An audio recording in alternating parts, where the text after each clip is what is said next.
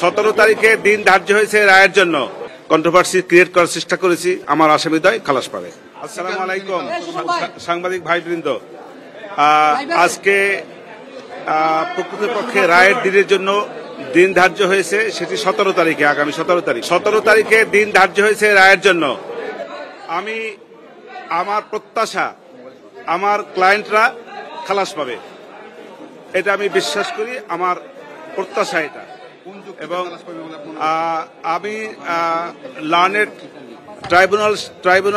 ট্রাইব্যুনালের সকল জাজেসবৃন্দকে আমি ধন্যবাদ জানাই যে তারা অতি কষ্ট করে এই মামলাটা সাক্ষী জবানবন্দি জেরা সমস্ত কিছু সমাপ্ত করেছেন এবং তৎপরবর্তীতে রায়ের জন্য দিন ধার্য করেছেন, এই জন্য তাদেরকে আমার ধন্যবাদ।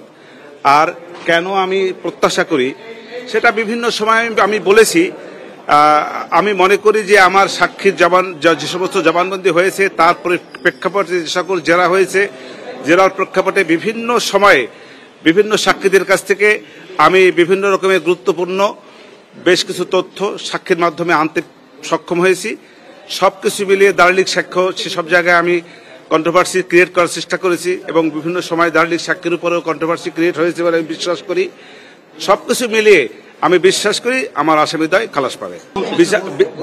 বিচার প্রক্রিয়া আমার দেখা মতে কোনো অস্বচ্ছতা আমি দেখি নাই, কারণ আমাকে কেউ কোন রকমের ইন্টারাপ্ট করে নাই, এটা আমি বলতে পারবো। আর এছাড়া কোনো অস্বচ্ছতা আছে কিনা তা আমার জানা নাই। আমাকে এই জায়গার সহযোগিতা যে জিনিসটা মামলা করতে গেলে যে সহযোগিতা সবার আগে লাগে সেটা হলো ডিফেন্স কাউন্সিল থেকে আসামিদের পক্ষ থেকে দলিল দস্তাবেজ দিয়া তথ্য দিয়া আমাকে যদি সহায়তা করতে পারতেন সেইটা হলো সহযোগিতা।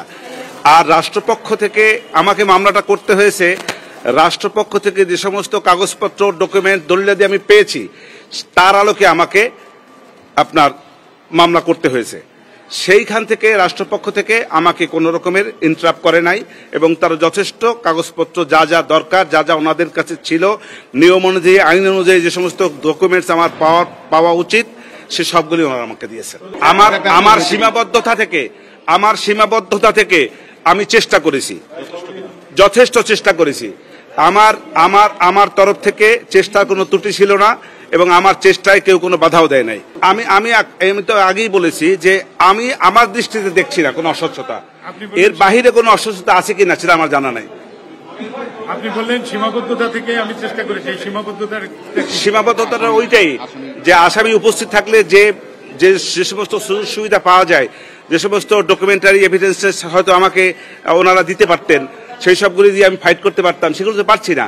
ওনার তথ্য দিয়ে সাহায্য করতে পারতেছেন। রাষ্ট্রপক্ষ এক জায়গায় ধরেন কোনো একটা ঘটনায় তারা যেভাবে বর্ণনা করেছে, এই বর্ণনার বাইরে হয়তো কোনো বর্ণনা থাকতে পারে, পিছনেও কোনো বর্ণনা থাকতে পারে, সেই সবগুলোতে আমি পাইনি।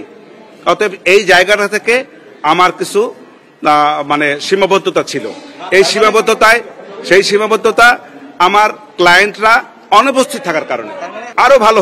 আমি মামলার রেজাল্ট তো হয় না এখন, এটা কেন বলছেন?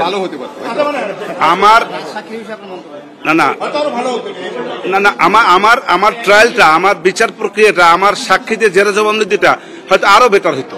আমি তো রাজসাক্ষীর সাজা চাবো না, সে তো আসামি, আমি তাকে সাজা চাবো কেন? আমি তো তার কথা বিভিন্ন জবানবন্দি আমি বলেছি বিভিন্ন সময় যে সে তার নিজেকে বাঁচার জন্য, আমার আসামিদেরকে ভর করে নিজে বাঁচার জন্য সেই নিজেকে অ্যাপ্রুভার ডিক্লেয়ার করেছে। এইটার অনেকগুলি যুক্তি আছে। ধন্যবাদ সবাইকে, ধন্যবাদ।